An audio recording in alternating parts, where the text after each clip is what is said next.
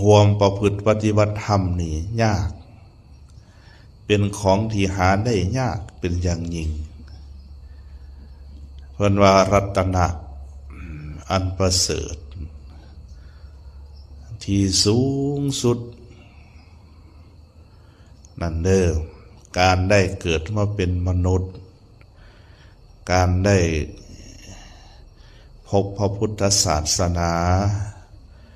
การได้ความเหลื่อมใสศรัทธาในพระพุทธศาสนาเป็นสัมมาทิฏฐิการได้บวชในธรรมวินัยการได้ปฏิบัติธรรมสมควรแก่ธรรมอันนี้ยากเป็นตามลำดับขึ้นมาแล้วเกิดมาเป็นมนุษย์นี่หาได้ยากอย่างยิ่งแต่ว่ายากยิ่งกว่าการได้เกิดเป็นมนุษย์คือการได้พบพระพุทธศาสนาก็คือเกิดขึ้นมาได้ขณะได้โอกาสที่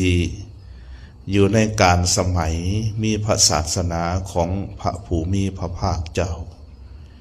ยังดำรงอยู่ในโลกตัวนี้ยากยิ่งกว่าได้เกิดเป็นมนุษย์เพราะพระพุทธศาสนาเกิดจาก